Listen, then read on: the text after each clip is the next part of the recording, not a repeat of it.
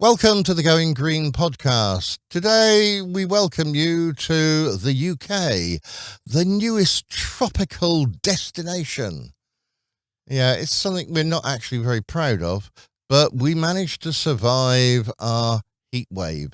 And for the first time ever, the UK managed to score over 40 degrees Celsius.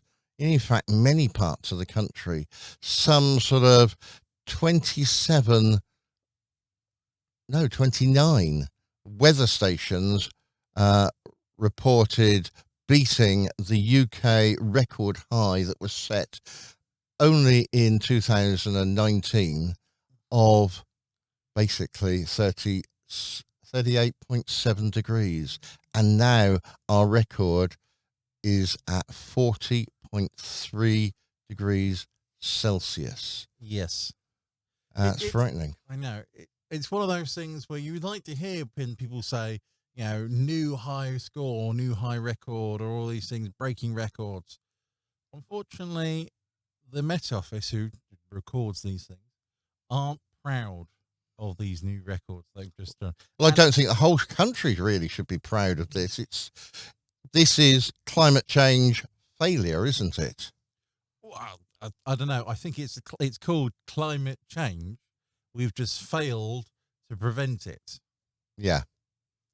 So instead of we've been talking about trying to keep down this sort of global warming to less than 1.5 degrees Celsius.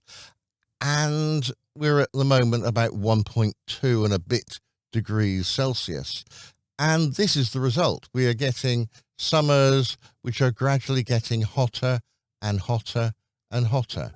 So we had in 2019 a record, and then set again in 2022, 1.6 degrees Celsius higher than the previous record. So we didn't just break the record by a tiny little bit, but we smashed it. Over a degree and a half difference. Yeah. But one of the major points in, I say, smashing the record, not only did we smash the daytime heat record of many places, but many places also brought their nighttime heat records as well.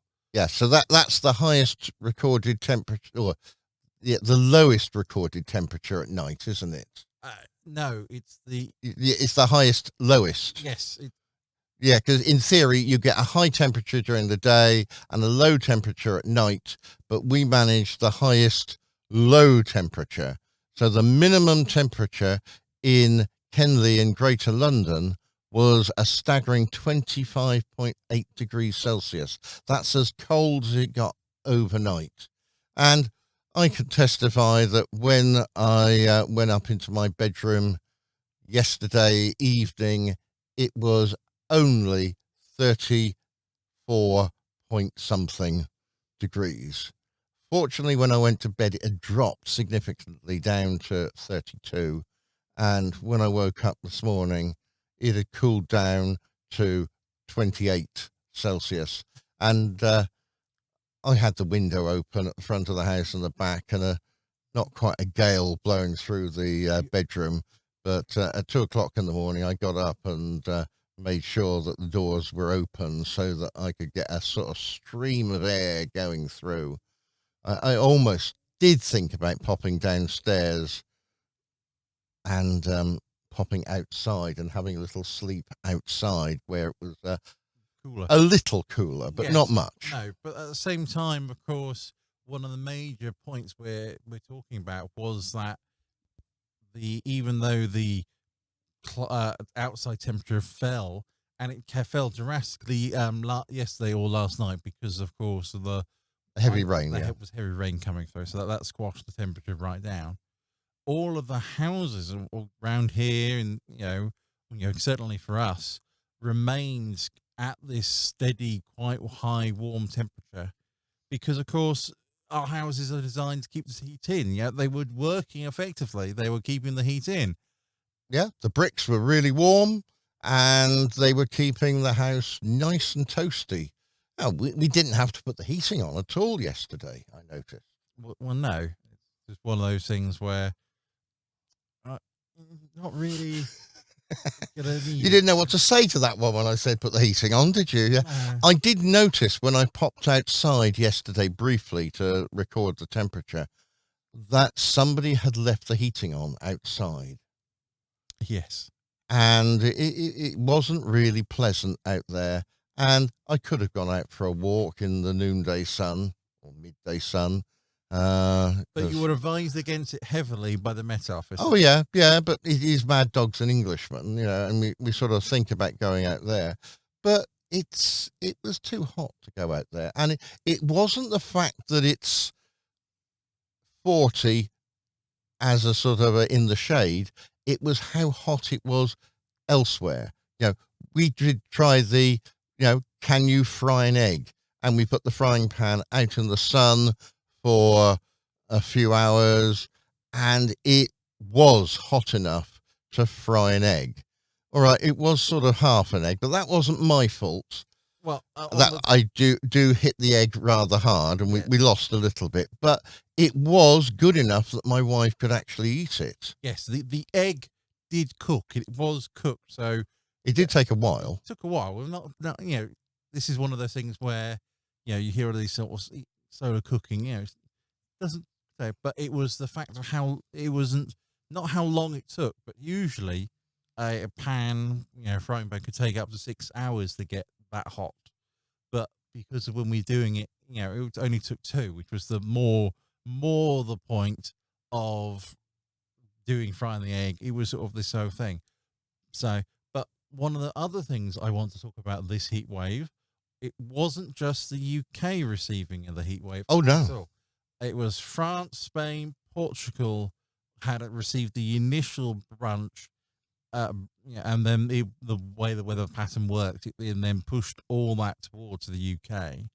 And not just towards the UK, but if you're in other countries like Denmark, Norway, Sweden, Finland, they're also breaking, not necessarily getting to 40, but they are breaking their records because of this hot plume. And unfortunately, it may not be the last time we see this one this year. Well, this is, we're only into July. Usually you get a sort of, not an August heat wave, but August is usually quite bad for weather. And then you usually get a September sort of. It'll be too cold then. It won't matter then. For Europe, it's going to be hot now, and it's whether we do get another one of these. It's possible. Not necessarily. I'm not a meteorologist. I'm not forecasting that one, but I'm just saying, while there is this heat dome in Europe, then it is possible that this situation could reoccur. Or we have to wait till next year or the year after. Yeah. So It's looking like every 3 to 5 years. yeah, that's what the Met Office climate models were roughly predicting. Where you think this heat wave was a once in a lifetime event, and the answer is, except it's estimated that it will be coming through in the next 3 to 5 years' time. Another one, not necessarily as hot but it will be as intense because, of course, excuse me. Well, I think we were lucky that it wasn't very long. This one was sort of really 3 or 4 days building up, sort of, well, perhaps even two days building up. And then we had 2 days of a red sort of warning because it was getting up to 40. In fact, really, it's above sort of about 35 when the warnings kick in there. We had an amber alert, and then they changed it to a red alert. Usually we see weather forecast and they say it's going to be really hot, it's going to do something. But when it gets round to it, it didn't bother. It sort of fizzled away. But this time, of course, it didn't. And it stayed with us. And even some projections thought that we might even make 41 Celsius or 42. Well, and yeah, we were above 40, so it is sort of along that way. Yeah. So one of the things they were talking about earlier was the fact that the some of the models, or even the act when the models predicted a temperature, the temperature at the site where the model predicts a temperature was actually hotter in actual value than the model predicted, which is one of those odd things where, not the model got it wrong, but it's sort of, if you put those new numbers into the system, it actually generated, we were going to hit that 41 as opposed to that 40. But yeah, we didn't quite manage to hit the 40, the 41, because of course other factors were involved. The people commented that the sun was actually very hazy as opposed to being true direct sun, which of course helped a little bit, but not overall. Because one of the things where a hazy sun, the cloud prevents the UV, which is wonderful, so we don't get that skin damage or anything like that, or tanned. But it did allow, unfortunately, more just different light through, which is of course radiating and bouncing through, causing heat. Yeah. So we did get a lot of heat there. And that heat also, because we've actually had it for a while, caused the other problem, which were the wildfires. Now, we've had the odd wildfire before, and it happens sort of very rarely. You might record, we had one year, Yeah, and then not another year. Yesterday we had quite a lot, and one of them caused severe damage to a village. And this is absolutely unheard of in this country. We don't think of wildfires burning homes. We think of it in sort of places like California. We think of this possibly now in some places like sort of the south of France and Spain, but not England. England doesn't sort of, well, we don't do that sort of thing here, do we? well, no. Well, I mean, it's one of those things where they're talking for the Dartford Moors. They were having an incendiary moment, and though it usually has a wildfire during a hot period, so that was normal and typical for it to do so. But it was how much of the UK was on fire. It was, we had Stratford was on fire. London was burning. London was burning. You had Merseyside in New Brighton was going up. You had some places in Cornwall that are also on fire.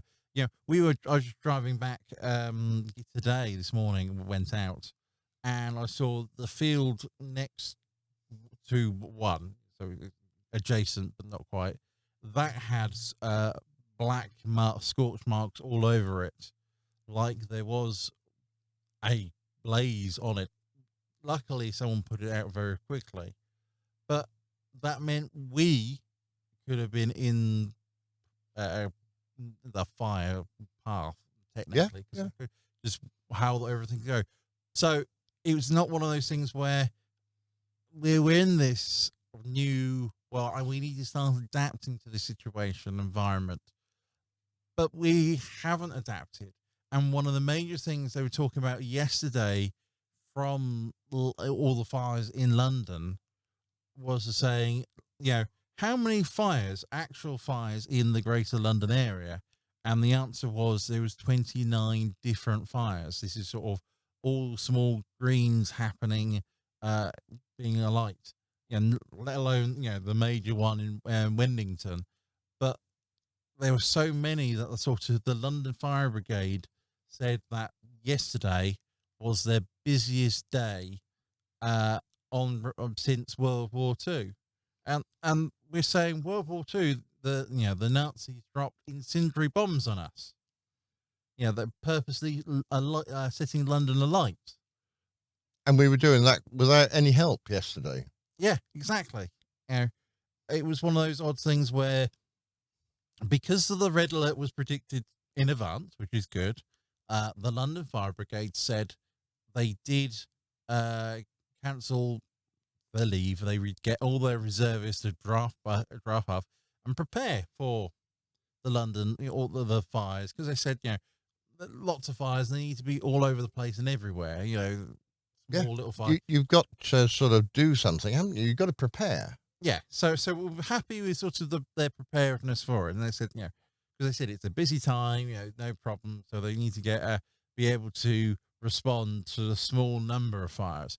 The problem was, they said that they usually respond to lots of small fires, like garden shed going up, whatever, barbecue going wrong.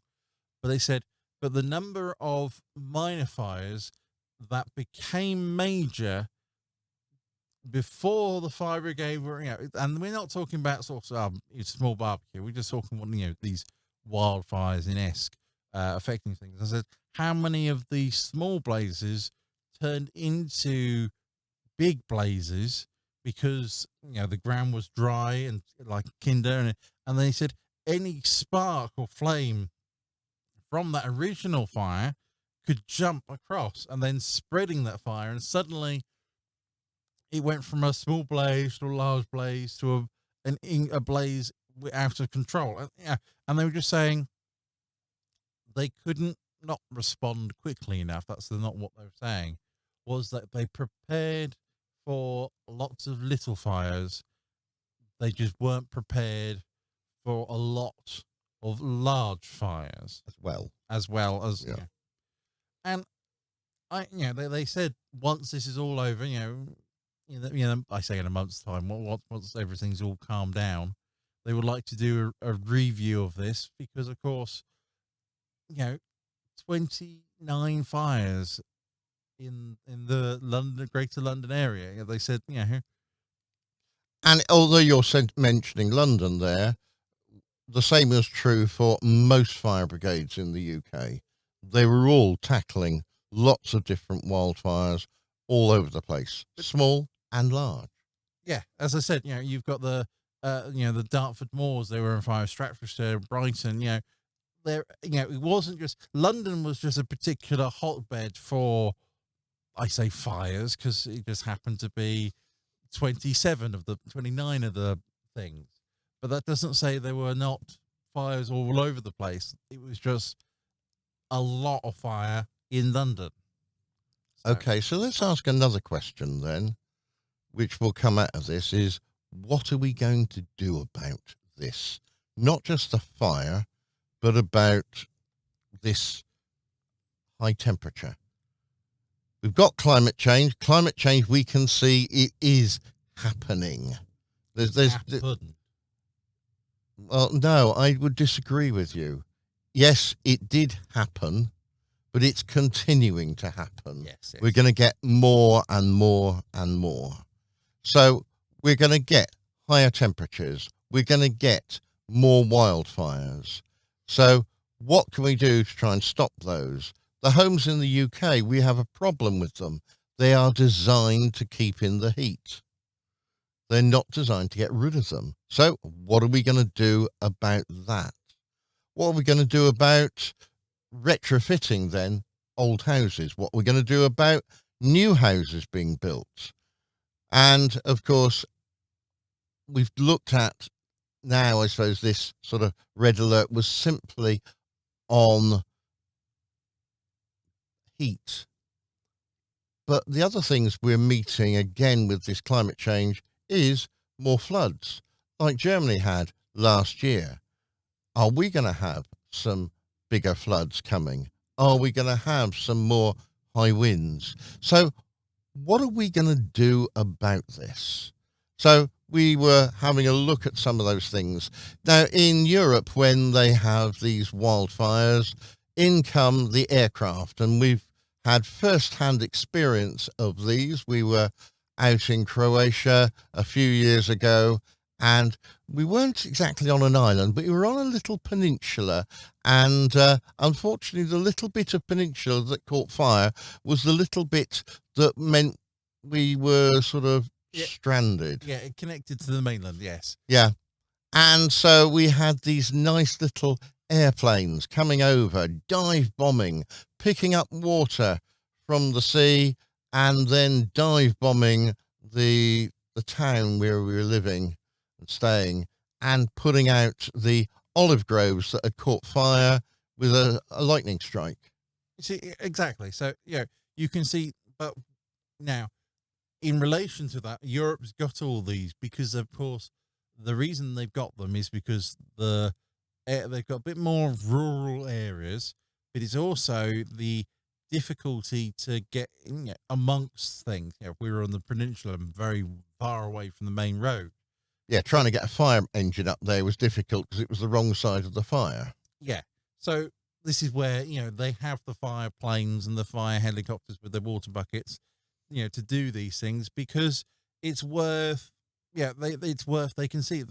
It's a fire brigade that's more mobile than the truck base for system. Whereas here in the UK, of course, we have the lovely trucks, fire engines, those And very good they are. very good. That's no problem. But of course, it was the problem of the size and scale. There was an estimated 100 firefighters for one fire with an estimated 21 fire engines at, But it's the right fire engine. If you've got a little bit of a forest fire taking place, you can't necessarily get one of our ordinary fire engines in there. You've got to have more of the sort of off-road vehicle that can get there.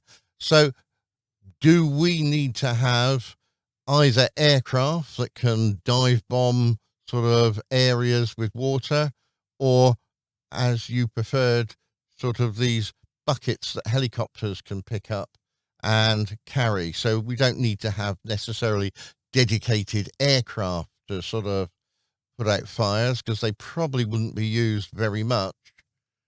But having buckets around the place, which helicopters could go along, fill up with water, pick up, fly over, and drop, might be a solution. Absolutely. You don't you just basically sort of commandeer helicopters with the buckets. You don't need, fancy helicopters to do so. But that's something, of course, which, as London Fire Brigade would like to look into. And I imagine lots of other places would look into. It's one of those things where we need to invest and put money in to actually prevent, adapt to the new climate. Well, that's all right. So we could put the fire out, but could we stop the fire taking place in the first place? Could we have different ways of trying to sort the problem out? We noticed the fire yesterday was right next to a river. Why couldn't they have used some of the river water to sort of damp the fields down beforehand? Of course, it's ever so easy to say, oh yes, well this fire's taking place here. If we damp this field down rather than the next door one, it wouldn't have caught fire. So you don't know where a fire is going to take place. But perhaps there is something that could be done to try and sort of restrict the areas where it's likely to take place. I don't know. Yeah, I know there was people were talking about sort of all these commons, the basically lovely fields inside London catching fire. That sort of, we've got the River Thames next door. We're not, because of, could we pour water from the Thames onto the grassland, make it damp so that the flames couldn't spread, or more importantly, they couldn't catch and there'd be no problem, because of course that's why they're catching, is because they're like tinderboxes.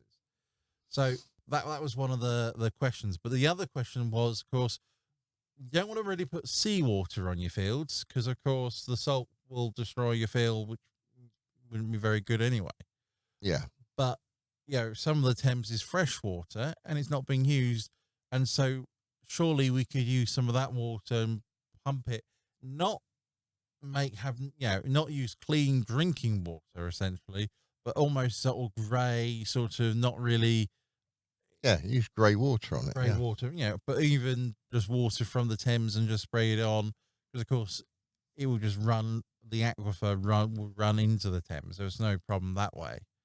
But it was sort of, you've got this body of water, could you not transport the water onto the land to basically quench it, so that on these hot days you don't get and when we're talking these hot days, we are talking days when we're going to be going into red warning days, when we're going to be sort of facing 40 degrees or more, aren't we?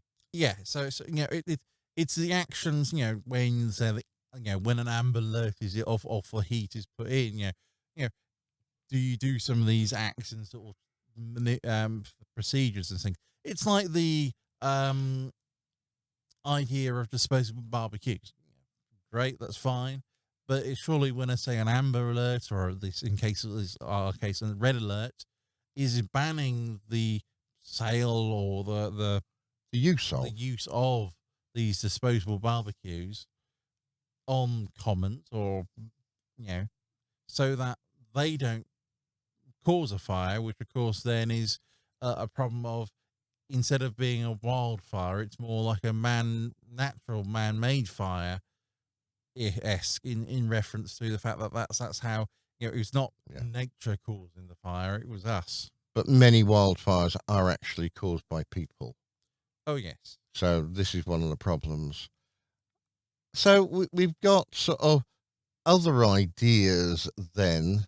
We've got this idea about sort of what could we do about our houses? What can we do to try and make life easier for us? What can we do to try and do something about this? Do we fit things like aircon into our houses? Sort of the number of houses in the UK with aircon, I'm not saying can be counted on one hand, but there aren't many. It's not a popular solution, Well, especially in homes. the problem with aircon is that basically it needs to be able to move air, right? And that's fine and dandy. But the problem is most houses aren't built for, I wouldn't say air movement, that's the wrong way to put it. Because of course they weren't built to with aircon in mind. Aircon requires ducts to basically allow to pull and push air around the house. But of course, if you don't have the space for a duct, how are you going to move things through? It's all these idea that sort of our current houses aren't built for the extreme hot warm, is fairly problematic. But how do you change that without demolishing them? You know, it's a massive problem. The answer to it really should be is that you need to basically rebuild old houses for new, more insulated, more eco-friendly, more efficient houses. But of course, you've got the problem of where you're going to put the original occupants. It's a Well, whole. yeah, but even new houses could now be built to standards which people should be working on, to say, right, houses are going to have to survive 40 quite happily.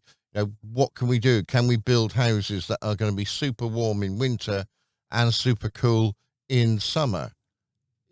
It can be done. It just needs changes done by the government to make these things basically happen. So hopefully there will be lessons learned from this, and it is the government that will need to make changes for the fire service to sort of make money available so they can have equipment to treat wildfires. They are going to need to do various things about building of new homes. We probably are going to find they need to do some things for existing homes to allow this, that, and the other to be fitted, which might be against the sort of regulations at the moment. They may have to change some of those regulations to try and get, enable those things. But this is something we're going to have to live with. This is the biggest problem that we've got. We've got to live with this change in our lifestyle. People are going to have to accept that wildfires are going to happen, and you're going to have to be trained better to sort of eliminate those. Yes, and there's not really much else I can say apart from It change. needs doing, yeah. Change needs to happen. Change should. Why aren't we changing? And there are things around that, such as investment or effort in regards to investment. But these are all things we can change and should be changing right now, because otherwise we're going to be a little bit more. Well, we're going to be in the same position next year. Yeah. And the year after. And the year after that. You've been listening to the Going Green podcast, looking at the effects that we've been living with here in the UK over the last couple of days and turning the UK into a new tropical zone. Mm-hmm. Next week, we'll be back with another podcast on more about climate change and going green. Until then, it's goodbye from me. And a goodbye from me. Bye-bye. Bye.